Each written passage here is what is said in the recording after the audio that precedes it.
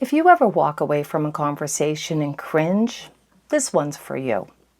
Today I am talking about, well, over-talking. I have lots of experience with this. Motor Mouth was one of my nicknames growing up. Hi everyone, welcome to the Midlife group chat. ADHD group chat. Can't forget the ADHD part. Today I want to talk about over-talking because I can relate to that.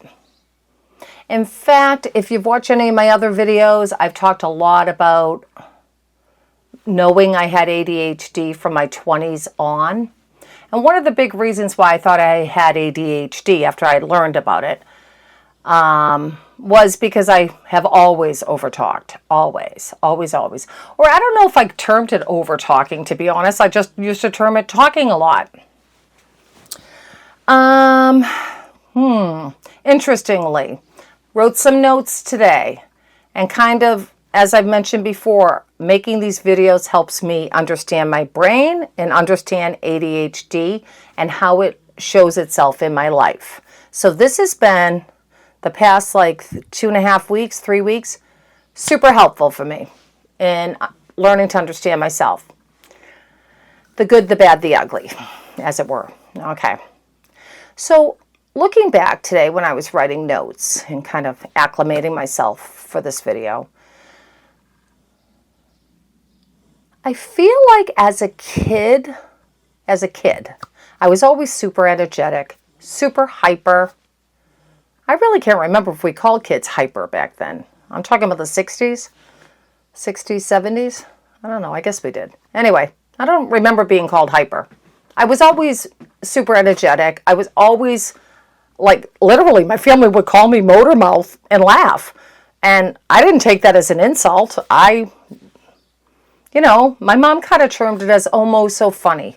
Almost a big entertainer. She always has a story for us. Oh, she's so funny. So my mom in particular, my dad to a degree, but my mom in particular, I think really framed my high energy and my talking as a good thing. And occasionally, in grammar school, I would run into, some teachers, like my 5th grade teacher did not like the talking or me coming in late for class. So that was a no-go. She was no good. Not good with that. Sorry, I am looking at my phone, which directs my camera. I just have to. I'm a hobbyist photographer, and I have to double check everything. Okay. So, she was a no-go for that. But I remember my mom telling me, my 2nd grade teacher, oh, she was such a doll. She was so sweet. She, in my report card, she wrote, I actually wrote it down, but I don't even know where it is in my notes. But anyway, she wrote something like, oh, Maureen is super curious. She always has her hand up and she asks lots of questions. Isn't it wonderful that she has so much to say? Something like that. It was very positive. And, it just goes to show I had a teacher later in high school that was like that too. I'll get to that when I talk about high school quickly. Anyway, makes all the difference versus a teacher that I've had as well calling me out, hey, Maureen, be quiet. You know what I mean? That kind of thing. I hear you talking, stop. And so anyway, in my grammar school years, again, it was really not anything I was embarrassed about. It was just that's who I was. It kind of went along with my high energy. The irony in my family. Oh, goodness. The irony was I was slow to talk, at 2.5 or 3. I'm the 4th child out of 5 kids. So my mom brought me to my doctor, and the doctor, the specialist, was like, does she have any older siblings? And my mom said, yeah, she has 3 older siblings. And he said, oh, they're talking for her. She's probably just pointing her finger and getting whatever she wants. And I did talk. Then I ended up talking, shortly after. And the big joke in my family was, I made up for lost time. Ha, ha, ha. Anyway. So let's see. Okay, junior high and high school. Oh, boy. So this is a joke, too. This related to my talking and my cooking skills. I would say now I'm a good cook, but I was not a good cook until probably my early 30s. My first home ec class, so this would have been, I think, 8th grade, if I'm remembering. Maybe 9th grade, 8th or 9th. We made hot chocolate, and I left mine going on low, and I left and went over to the other stove, and, my friends were over at the other place just to chit-chat with them, and I burnt the hot chocolate. So, my mom always laughed and thought that was funny, and my friends would too. And I kind of thought that was funny, and I don't remember that the teacher was particularly mad at me or something. Put it this way, it didn't stand out that, oh my God, I was horrified or anything like that. So I wrote in junior high and high school, I would find myself over talking, but I would kind of just think, yeah, that's just who I am. I talk a lot. My mom really framed things for me like, oh, that's you, you're funny. I bet the teacher got a kick out of you. Or let me tell, when I'd hear her on the phone, guess what the latest Mo story is? So she really framed a lot for me. That it was funny, that I was funny. Now, I always thought I was like my mom. The older I got, the more I realized, oh my God, I'm like my mom. I love to tell stories and I love to entertain. And I end up being in a lot of school plays and theaterettes. And I actually, my first year of undergrad, third time around, but the first year was theaterettes before I switched to psychology. Well, I have realized since my mom's been gone for 22 years, but I realized since I've been studying ADHD, my mom, I am almost 100% positive, had ADHD.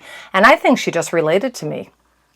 I think she could see herself in me, and probably why she was just so, patient and reframed things to be positive. Because I don't know if I remember her being super over talkative, but she was the life of the party. Like all my cousins will say, oh my God, your mom was so funny. Oh, I miss your mom. She always had a smile on her face and a story to tell. So anyway, isn't that interesting though? Here I am at 62 looking back like, oh wow, like learning something new about myself. And that's cool. Sometimes you don't want to learn something new about yourself. Depends on my mood, I think. But a lot of times it's cool. Oh yeah. So I think this was 10th grade. I had a Spanish teacher. And you know how you have to take a language in high school? And I was like, I was never good at languages. They did not come easy to me.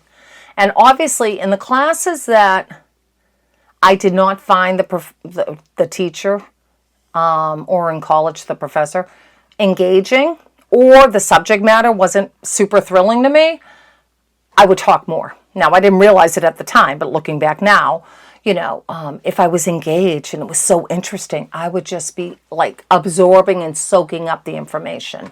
But if it was not interesting, or the teacher, subject matter or the teacher wasn't interesting, I would talk more. Well, anyway, I had a Spanish teacher and I was not interested in learning Spanish. And she was picking names and, people would kind of go by their name. Like, Maureen, I guess, would have been Maria, Maria. But anyway, she said, I was sitting in the back and she's like, but she said it in a really nice way. And again, I'm glad this stands out for me and I remember this. Hey, Maureen, since you are so chatty and friendly, I think I'll call you Alegria. And I was like, I hope that doesn't mean anything bad. And then I always took it to mean friendly. I later looked it up and it means like joy and happiness. So it was kind of a compliment. But she did ask me to sit up front. So she was nice, but she had boundaries. And she was like, hey, lady, you're going to be sitting up front where I could see you. You're not going to disrupt the class. And I ended up joining the Spanish club just so I could get a decent grade. I mean, not a great grade, not an A, but at least get a C. And that's what I got, probably a C or a B minus or something. Passing just to get some kudos, brownie points with her. But anyway, that was another example, just like my second grade teacher and just like my mother. You can have a symptom that can be non-productive, annoying to others. But these teachers and my mom seemed to understand that some of it was beyond my control, or it was just my personality.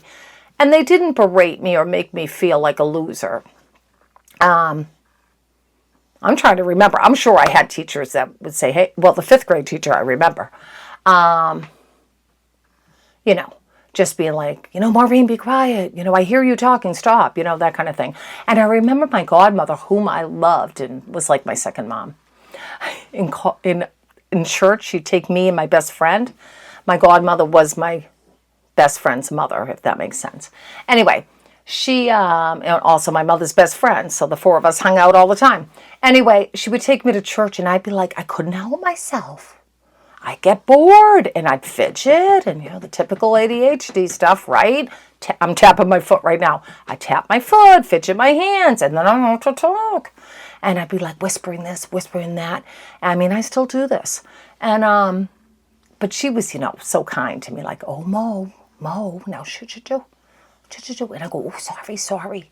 And then I'd be good, okay, for a while, and then it was just really hard for me. But in general, I felt accepted, and even through high school, I don't know. I think I got more positive feedback than negative feedback, put it that way. As an adult, though, things change, or at least for me, they did. And again, when I was at some point in my 20s, I went back to college and switched to psychology when I was 25, I believe. So say my mid-20s and on, I started to connect, hey, I've got ADHD. I talk a lot. When I started learning about it, I'm like, oh, good God, that's me. Not even knowing 10% of it. I always say that. It's not even that I didn't know the half of it. I didn't know 10% of it. Honest to God. I have learned so much. Anyway, but I always think, yeah, I got ADHD for sure. Beep, beep, beep, beep, beep. And I always realized my mind moved fast. And my body definitely moved fast. I was always super energetic physically. But I always took that as a good thing. One of my reports working as a family therapist, as a matter of fact, on a unit at a psych hospital, one of my reports said, and this would have been when I was maybe 30 or so, Maureen has a lot of mental energy and physical energy, which you needed. I was working with, young teens, 11 through 18. And you needed both. You need a lot of mental energy too. I took that as a badge of honor. I did not take that as that was perfect. I mean, I was actually kind of the perfect gal for the job. And back then, I could focus so much better.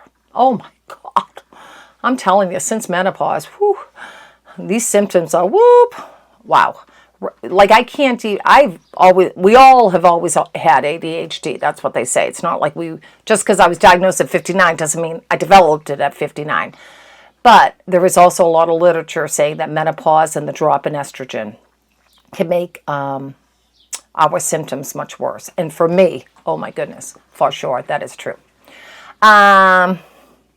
So I'm talking about as the adult. Yeah, so even now, so let me give examples now. And now I'm working in a different situation. So now I'm working more, and again, I feel like I have better control. Well, I know I have better control for sure on all my ADHD symptoms.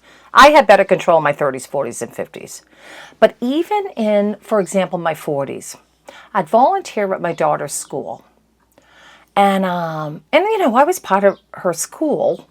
Like, I did a lot. I volunteered at least once a week.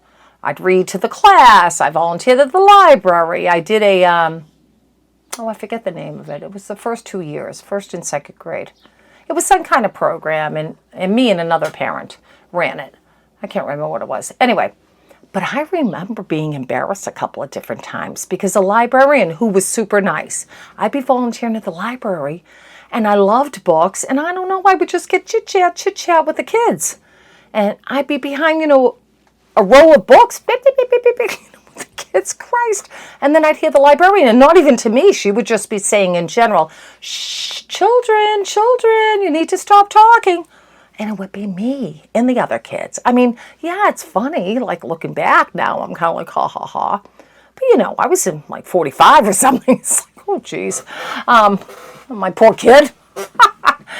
I don't know. She never mentioned she was embarrassed, so I don't know about that anyway. Believe me, in teenage years, she was embarrassed about everything about her mother, of course, but I don't remember being embarrassed about that. And I would be embarrassed. I'd be like, oh, God, not very good role modeling on my part. And again, the librarian was a sweetheart, and she wasn't, like, pointing me out. She couldn't even see who was talking. A little embarrassing. Yeah.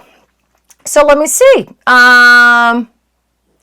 Oh, this is what I wanted to say. If you know me, oh no, let me say one more embarrassing time. And this kind of hurt my feelings, to be honest. And that's what stays with us, right? I'm glad I can remember good stuff too. Because let's be honest, what usually it seems stays with us are the hurtful times, the embarrassing times. And let's be honest, many of ADHD symptoms are embarrassing. They are in us, whether they should be or not. I'm not saying that they should be embarrassing, but they are. In our society, they are, which is unfair to us, but it is what it is. So one other time, and this was maybe 15 years ago, I'm out with my friend. We're at Costco. So I'm, 45 or something. And we're in line, and, I'm friendly, and I'm talking, I will say this. While I'm talking at the bank or, at, freaking Chipotle or Costco, I am doing things. I'm not just stopping, and I'm able to, multitask, and I'm paying for my bill, or, we're talking about what was on sale at Costco while it's going through, and, they're friendly there, and I'm friendly. So anyway, I'm chit-chatting. And I will say this. The cashier was talking to me after the fact that he had, given me my debit card back. And so he was also talking to me. We were just talking back and forth. Not for 10 minutes, but probably a minute or two after he gave me the card. And, my friend, as we were leaving, said, Mo, did you notice that couple behind us? And I vaguely remembered like there was an elderly couple. Not like in their 90s, but, maybe in their 70s or something. So at 45, I guess I thought that was elderly. Now that I'm approaching like 10 years away from that, I don't feel like it is elderly, but all context. And she's like, my friend said to me, and it kind of hurt my feelings the way she said it. I felt like she said it kind of like she was embarrassed by my behavior. Maybe I'm overreading it. I'm not sure. Anyway, but it stayed with me all these years. And she said something like, well, they kept giving you a dirty look, but you didn't get it. You kept talking and they were waiting in line and getting impatient. And I was kind of like, I kind of just said to her, well, I think that's like, that's kind of ridiculous, or wow, what's the matter? I said something like, what's the matter with being friendly nowadays or something like that. But of course, those of us with ADHD, not all of us, but some of us, we can, ruminate in our heads, right? And we can, especially if it's something negative, we should only do this with things that are positive, I think. That would be healthier. But anyway, so obviously 15 years later or whatever, 17 years later, I'm thinking about it. So obviously it held some, emotions with me. But, I felt like later, like it kind of embarrassed, kind of hurt that my friend brought it up. Embarrassed that I wasn't reading the room. Because I kind of always felt like I read the room well. But I think, and part of it's because that was my profession, to be honest, being a former, worked in the psych field as a counselor and then, as a therapist. And so obviously that's kind of a huge skill you need, read the room, which I felt like I did back then. Anyway, I got off my train of thought. What was I saying? Oh, yes. I'm a little overtired today, so I do notice this. When I'm overtired, it is hard for me to see the good and the bad of ADHD. I don't know if anyone else can relate to this, but in general, it's hard for me to see the good and bad of anything when I'm overtired. It really affects me. I'm very sensitive to sleep, and I only got like 4 hours last night, so a little tired. So I'm a little more scattered than usual and probably not finding the good like I usually can do fairly easily. But I will say this when I was writing this all down about an hour or two ago. Although I am very talkative, and definitely in my adult years, I can think of plenty of examples where I'm embarrassed about it, where I interrupted people. I will say this, not every single job I've had, and I've had quite a few different jobs over the years, but many of the jobs that I've had coworkers come up to me later on after the fact, after they've been working there for a while, and say, you know what, I was so scared or nervous, or I felt like, so self-conscious the first couple of weeks I was at this job, but you were so friendly. You made me feel at ease. Thank you, thank you. And honest to God, this has happened way more than once. I'm going to guess 4 or 5 times. And that's awesome. So, I mean, there's good and bad. I'm glad that I could make someone feel a little better, right? I mean, that's a good thing. Yeah, I'm talkative. What can I tell you? When I'm not overtired, that's kind of my gist. Like, I'm talkative. What can I tell you? I am who I am. When I'm overtired and sensitive, oh, Lord. Don't look at me the wrong way or say anything about, like, my ADHD symptoms, because I'll be like, either burst into tears or yell. I'm a little oversensitive. I really need my sleep. We could do a whole thing about sleep. Good Lord. I mean, I think, especially, I don't know, I feel like on the hyperactivity side, I'm always go, go, go, and the brain is always going. I need to recoup that energy when I'm sleeping. Oh, Lord. So if I get a bad night's sleep, it's not easy, guys. Not easy. All right, so I told about that. Oh, yeah, interrupting. Okay, yeah. Well, there's quite a few examples, but let me just bring you up to date. I did my 40s. Now I'm 62. Work as a companion. One of my coworkers I'm very close to, I consider one of my friends. And at this point, I am completely comfortable. I just say to her, I'm sorry, my ADHD is strong right now, and I kind of laugh. But it used to be, she would be kind of going over the shift, and we'd passed over, the shift off to one another. We work as companions, so talking about the lady that we care for. And I just interrupt her. And, I would do it. I would do it for many reasons. Kind of like, okay, stop. I didn't get that part. You know what I mean? Like, she's trying to tell me something. I'd be like, kind of, some of it would be kind of anxious. Like, oh God, I didn't get what you just said. Is that really important? Because I'm kind of a rule follower and I want to make sure I got everything down, maybe about her medical things or whatever. Other times it would just be, I'm overtired. I had just done an overnight, didn't get much sleep, and I'm very impulsive. That could be it. Other times I do think I do it as a way of connecting. I'm just not, oh yeah, I know what you mean. That happened to me, I don't know if you guys feel like that, but do you have moments like that where it's just like, you're not trying to be, oh, it's all about me, but unfortunately we can come across like that. Like, when you're interrupting someone, it does come across like, oh, what I have to say is much more important than what you have to say, so please listen. Well, obviously, most people aren't going to be thrilled with that.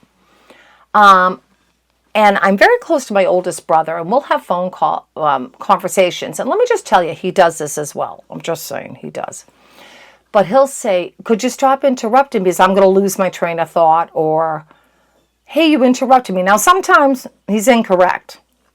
He's done talking and it's my turn.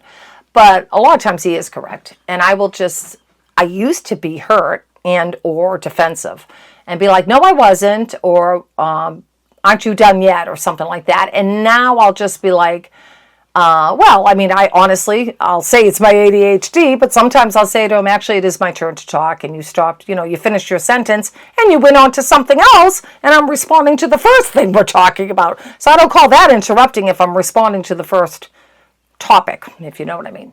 But he is right sometimes. I am interrupting. And again, it's, all right. So as I understand ADHD more and more, of course I want to understand, but why do I do this? So it's one thing to say, oh, okay, I do it because I have ADHD, but literally I want to know why, what's going on in my brain or whatever. So again, I'm learning so much just for researching for this channel I probably started researching 3 or 4 weeks ago. I started making the videos, I think 2.5 weeks ago. But anyway, maybe 2 weeks ago. So I Googled why, I know I take stuff from like Mayo Clinic, Cleveland Clinic, Attitude Magazine, not just any Tom, Dick, or Harry on Google talking. So this was from Attitude Magazine, what Google was putting together. So I Googled, why do some people with ADHD overtalk? Because I know not everybody does. I have people close to me with ADHD. They do not present as me. Oh my God. And again, recap, if you are new to my channel, not looking for sympathy, just explanation, not an excuse. I was diagnosed 2.5 years ago, a week before I turned 60. The neuropsychologist gave me a very thorough exam. It lasted like 7 hours.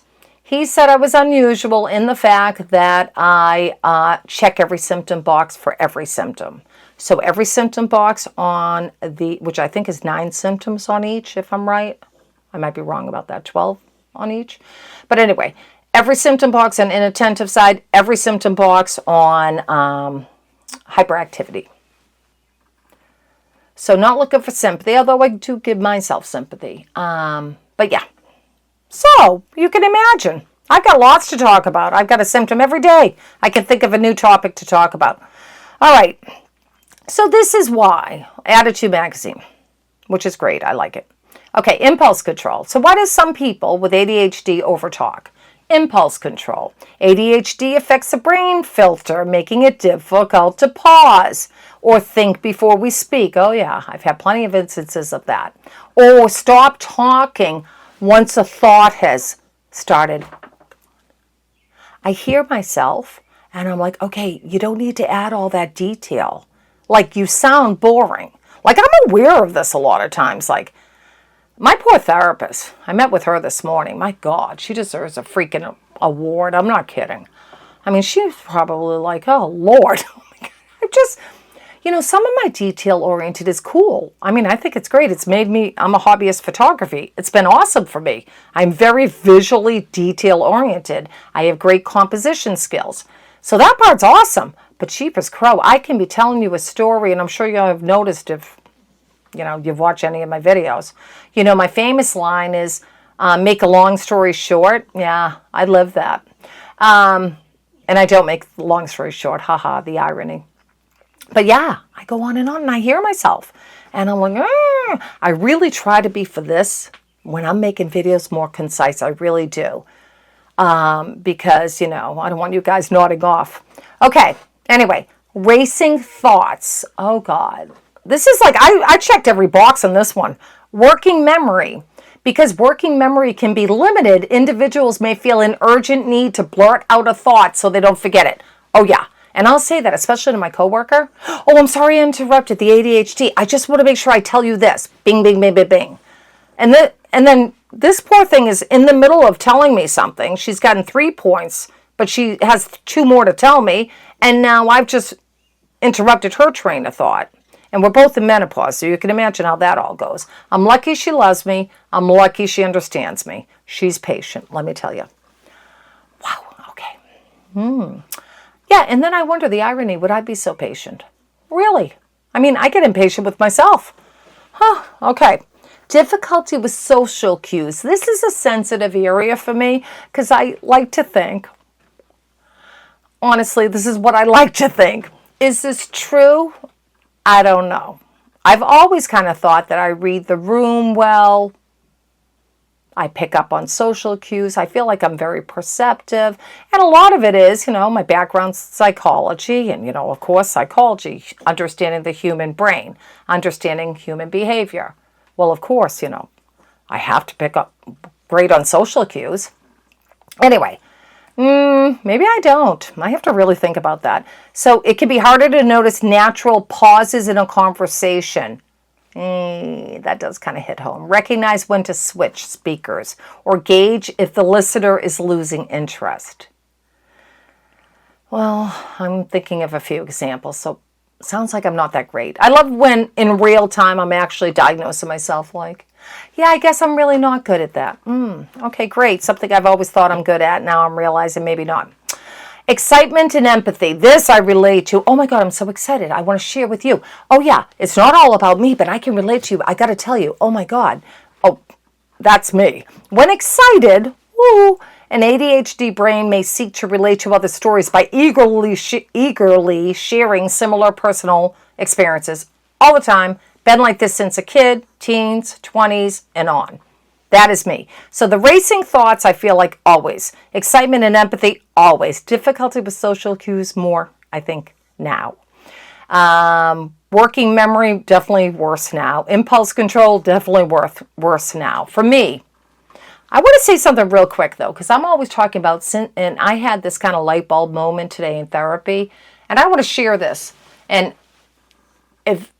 if any of this makes sense, or you're like, wow, I feel like that's for me, please say something. Please comment to me.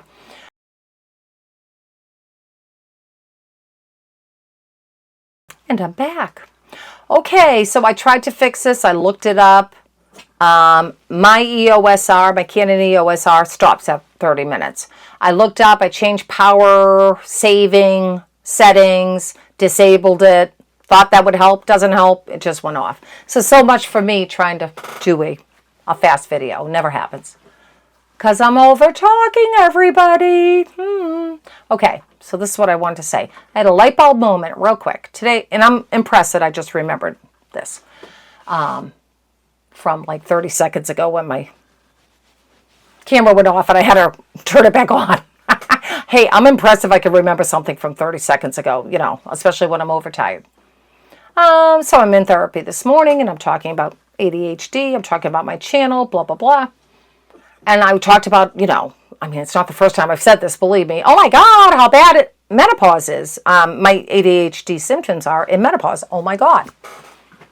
Then I mentioned I only have 4 hours sleep. I woke up at 6 a.m.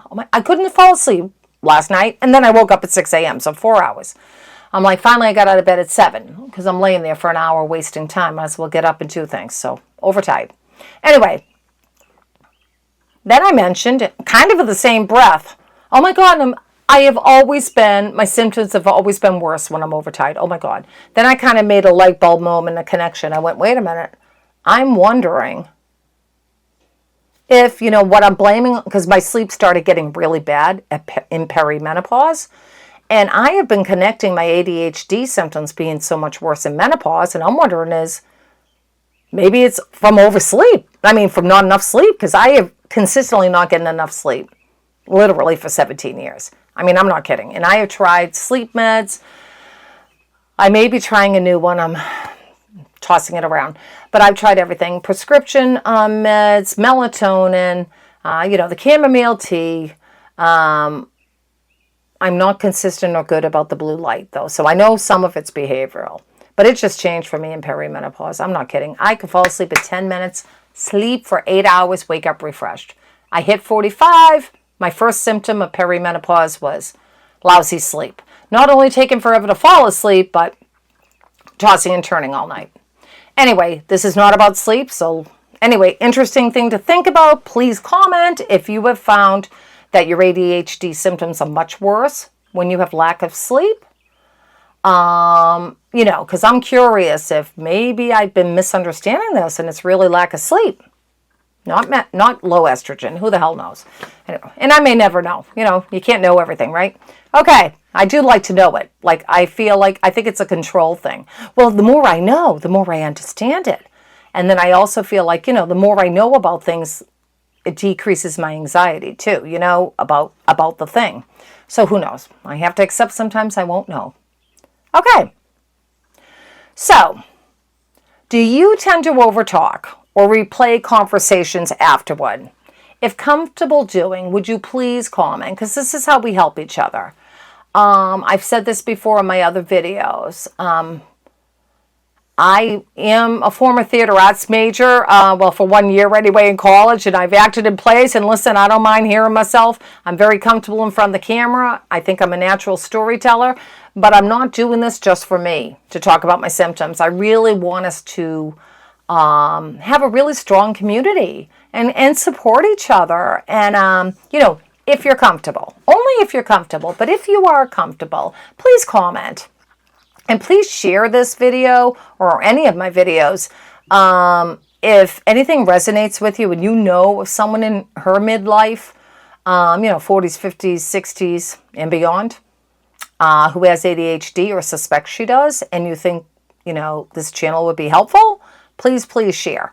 And I'm curious if, I talked about being embarrassed and frustrated at certain points, and I'm curious if others have felt that way too. So anyway, until next time.